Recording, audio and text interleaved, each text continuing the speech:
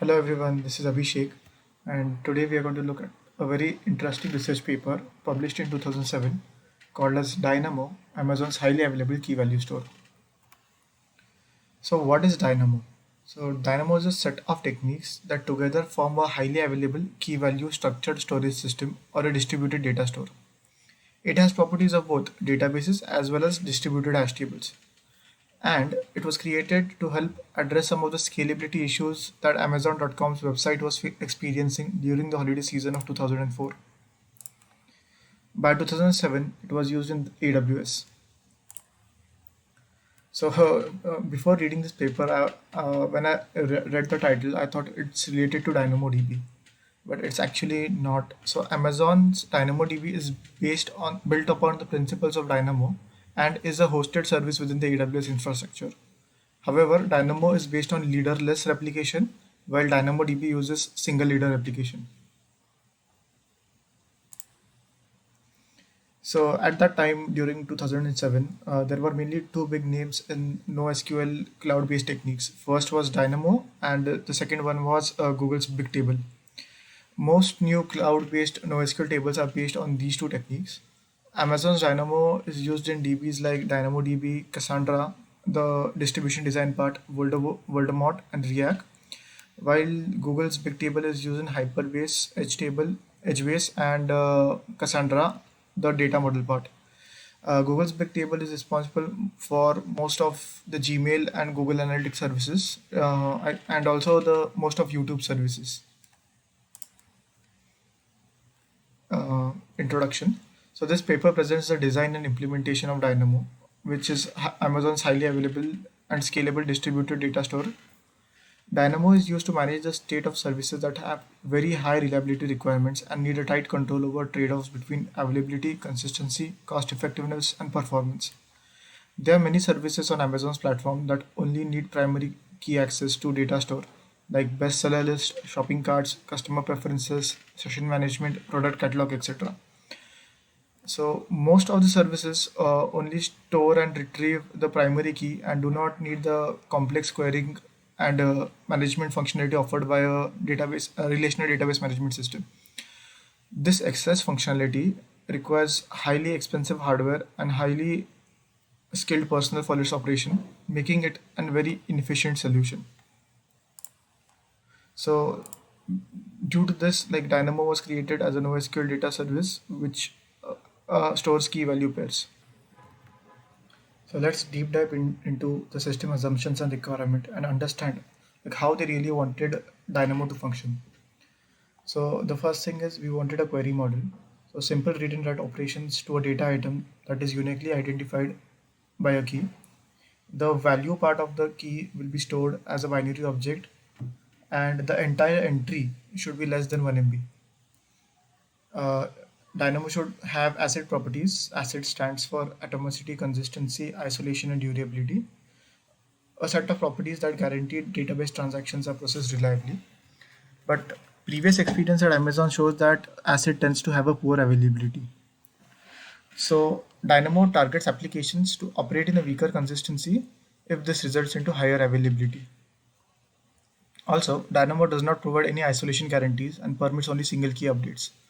So unless one of the writes is successfully committed, new values won't be shown in the read. The next part was efficiency. So Amazon wanted Dynamo to be highly efficient, and as you want one thing more, you'll have to compromise on few other things. And in their case, the trade-offs were performance, cost efficiency, availability, and durability guarantees. The other assumptions were like Dynamo is only going to be used by Amazon's internal services, and other stuff like authorization, authentication are out of scope of this paper and are not being considered. An important design consideration is to decide when and how to handle conflict resolution. So this is also a study question. All the study questions are mentioned below the title. So when to perform the process of resolving update conflicts, that is whether a conflict should be resolved during reads or writes. So Dynamo targets the design space of an always writable data store. That is, the data store is highly available for writes. This requirement forces us to push the complexity of conflict resolution to the reads in order to ensure that the rights are never rejected. And who can perform the conflict resolution? So for this, we have two candidates: data store and application. If conflict resolution is done by the data store, its choices are rather limited, like last right wins. On the other hand, since the application is aware of the data scheme, it can decide on conflict resolution method that is best suited for the client experience.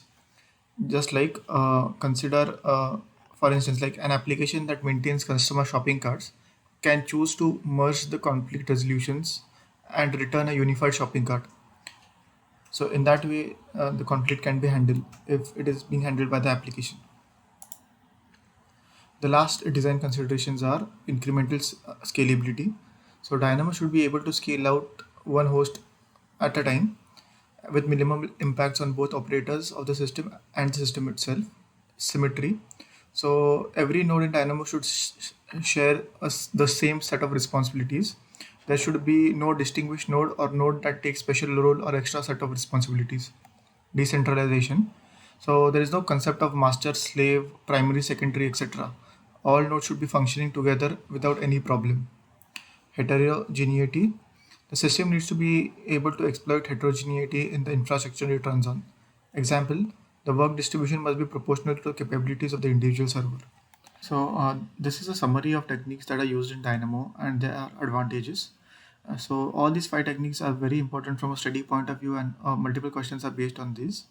We are going to look all of the techniques in the further slides ahead.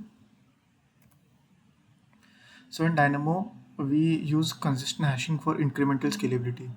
So let's take an example of hashing before we move to consistent hashing. So consider you have three machine 1, machine 2 and machine 3, and you have to hash the key user ID. So user ID 1 will go into machine 1, user ID 2 will go to machine 2, and so on. But due to some issues, you need to add one more machine later, machine 4. Then the data will be already separated into machine 1, machine 2 and machine 3. So how will you able to rebalance the data? So rebalancing here is a very difficult task and will need additional complexity. To solve this, Amazon uses the concept of consistent hashing in Dynamo. So instead of doing a mod, the inconsistent hashing, you have a key space. So here in this example, let's say we have a key space of 0 to 1000. What this means is from 0 to 125, all the nodes will be stored in D1. From 125 to 375, all the nodes will be hashed and stored into D2, and so on.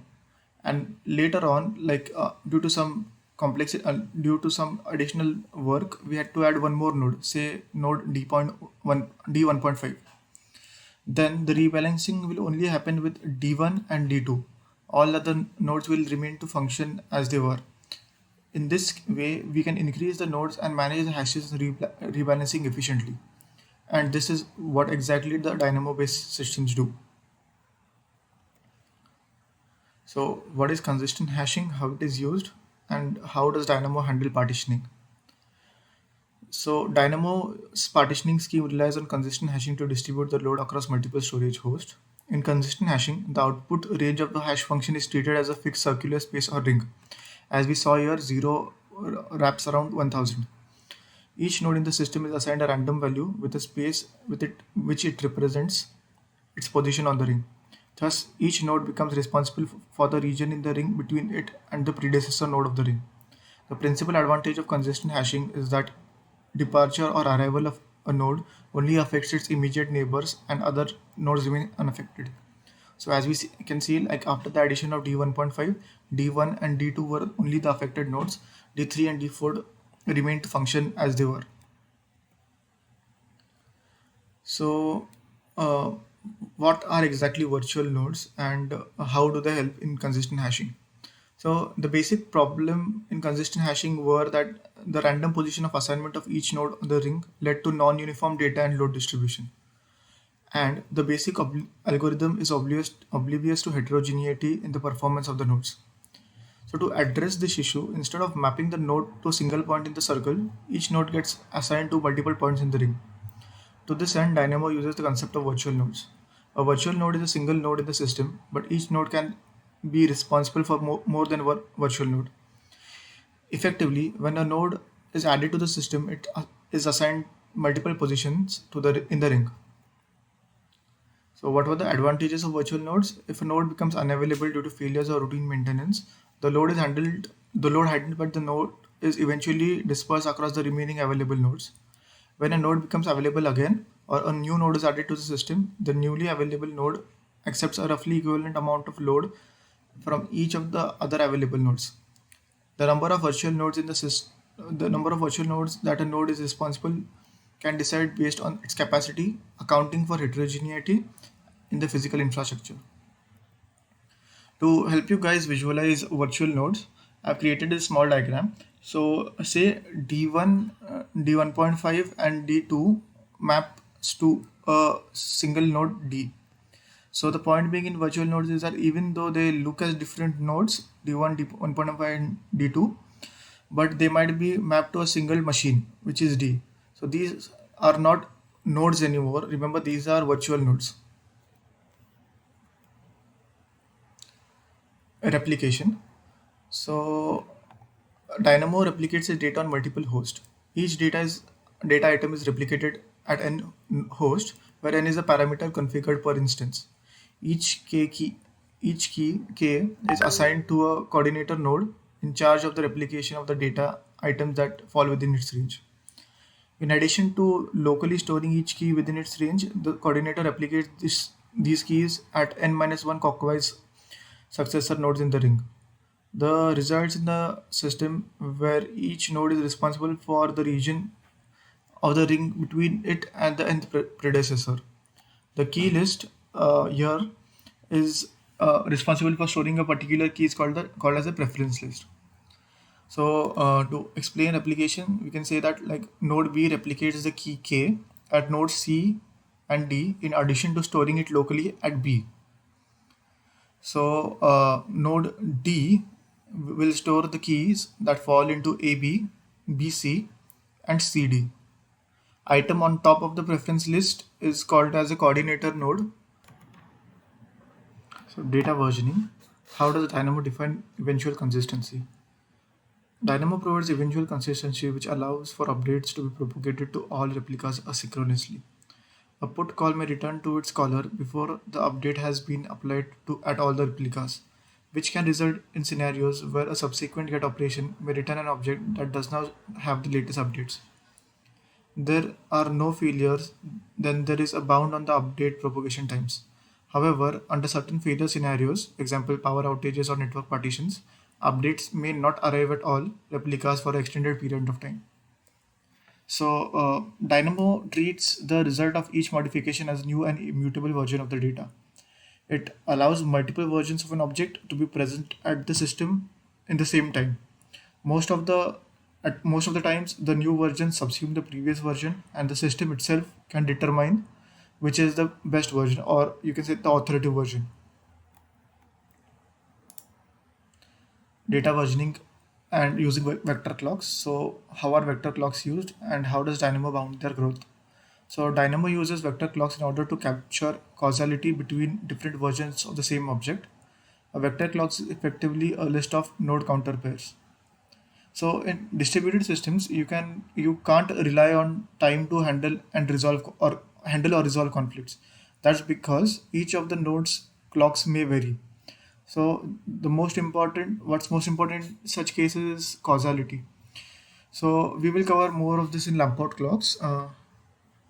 So one vector clock is associated with every version of every object. One can determine whether two versions of an object are on parallel branches or having a causal ordering by examining the vector clocks. If the counters on the first object's clock are less than or equal to all of the nodes in the second clock, then the first is the ancestor of the second and can be forgotten. Otherwise, the two changes are considered to be in conflict and require reconciliation. Let's look at an example of vector clocks. So consider like we have a node Sx. So the first write is handled by Sx and the version is D1. So the vector clock of D1 is Sx comma 1. So Sx handles the next consecutive write with, and the vector clock goes to sx comma 2, and the version is d2. After this version, the write is handled by two completely different nodes sy and sz, and their vector clocks change.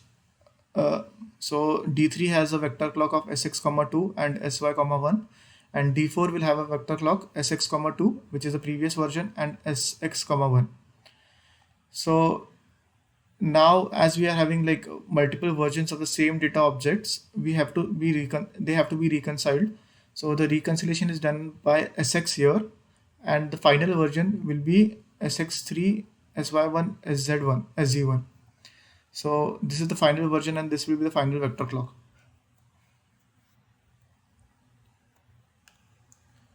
So a possible issue with vector clock is that the size of the vector clocks may grow if servers coordinate the writes of an object. In practice, it's not likely because the writes are usually handled by one of the top n nodes in the preference list. To this end, Dynamo employs the following clock truncation scheme. Along with each node counter pair, Dynamo stores a timestamp that indicates the last time the node updated the data item. When the number of node counter pairs in the vector clock reaches a threshold, say 10, the oldest pair is removed from the clock. Clearly, the truncation scheme can lead to inefficiencies in reconciliation as the descendant relationships cannot be derived accurately. However, this problem has not been surfaced in production, and therefore the issue has not been thoroughly investigated.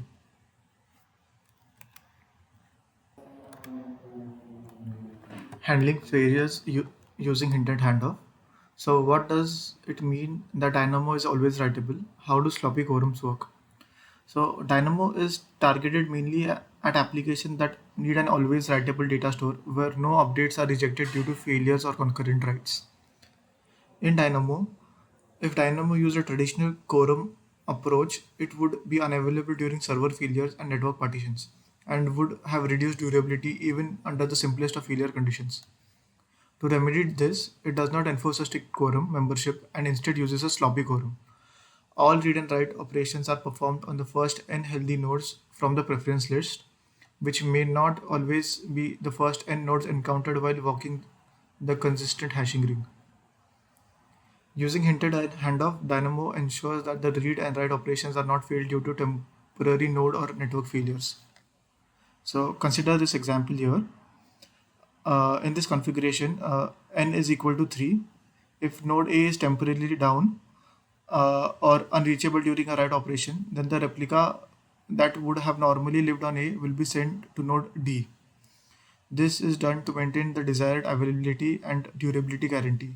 The replica sent to D will have a hint in its metadata that suggests that which node was the intended recipient of the replica. So in this case, D will store a hint that A was the actual recipient, but as A was down, I am storing all the data. Upon detecting that A has recovered, D will attempt to deliver the replica to A. Once the transfer succeeds, D may delete the object from its local store without decreasing the total number of replicas in the system. So this is usually how hinted handoff works to handle temporary failures. So temporary, we just had a look over temporary failures. Now let's see how handling of permanent failures is done in Dynamo. So to handle permanent failures, Dynamo uses the concept of replica synchronization. So to detect the inconsistencies between replicas faster and to minimize the amounts of transferred data, Dynamo uses Merkle trees. A Merkle tree is a hash tree, where leaves are hashes of the values of the individual keys. Parents node higher in the trees are hashes of their respective children. The principal advantage of Merkle tree is that each branch of the tree can be checked independently without requiring nodes to download the entire tree or entire dataset.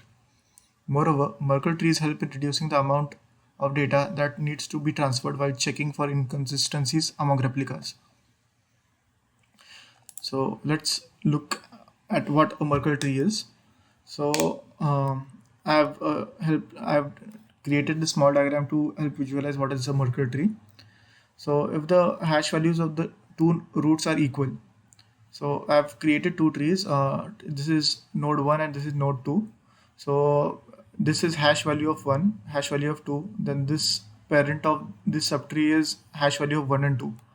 So if this hash value of the root of the tree is equal to this hash value of second node's tree, then they are synchronized. So we don't need to copy data from one another. But if they are not, so now I've changed the data. So the hash value of this root node is not equal to this root node. So we'll debug further. So we'll move to the left. So this hash value is equal to this hash value. So we won't proceed with this node. We'll move to the right part of the subtree where we notice that the hash is 3 4, but here is 3 5. And then we figure out that this is a problematic node, and we just copy this part for further processing. We don't need to copy the entire tree. So this is how Merkle trees work to handle permanent failures. Membership and failure detection. How are failure detection and membership done? So let's take a look into ring membership. In Amazon's environment, node outages due to failures and maintenance tasks are often transient but may last for extended intervals. A node outage rarely signifies a permanent departure and therefore should not result in rebalancing of the partition assignment or repair of the unreachable replicas. Similarly, manual error could result in the intentional startup of new Dynamo nodes. For these reasons, it was deemed appropriate to use an explicit mechanism to initiate the addition and removal of nodes from a Dynamo ring. An administrator uses a command line tool or a browser to connect to a Dynamo node and issue a membership change to join a node to a ring or remove node from a ring. A gossip-based protocol propagates membership changes and maintains an eventually consistent view of membership. Each node contacts a peer chosen at random every second, and two nodes effectively reconcile their persisted membership change histories. Therefore, partitioning and placement information also propagates via the gossip-based protocol, and each storage node is aware of the token ranges handled by its peers. This allows each node to forward its read-write operations to the right set of nodes directly. Let's take a look at failure detection. Failure detection in Dynamo is used to avoid attempts to communicate with unreachable peers during get and put operations and when transferring partitions and hinted replicas. Failure detection, so failure description. So let's see how Dynamo decides if it's a failure. So node A may consider node B failed if node B does not respond to node A's messages, even if B responds to C's messages. In the presence of a steady rate of client requests generating inter-node communication in the Dynamo ring, node A quickly discovers that node B is unresponsive when B fails to respond to a message. Node A then uses alternate nodes to service requests that map to B's partition. A periodically retries B to check for the latest recovery. In the absence of client requests to drive traffic between two nodes, neither node really needs to know whether the other is reachable and responsive. Decentralized failure detection protocol uses a simple gossip type protocol that enables each node in the system to learn about the arrival or departure of other nodes. Conclusion. Let's see what were the advantages and disadvantages after reading the paper. So it solved the problem of providing an highly available key value store. Even though its design is write intensive, configuring the value of read, write, and n can make it a high performance read engine. The few disadvantages are the size of the entry is limited to less than 1 MB. It's very good for few hundred nodes but requires large overhead in maintaining thousands of nodes. Vector clocks might cause an issue in the future. So that's all from my side. Thank you for seeing the presentation.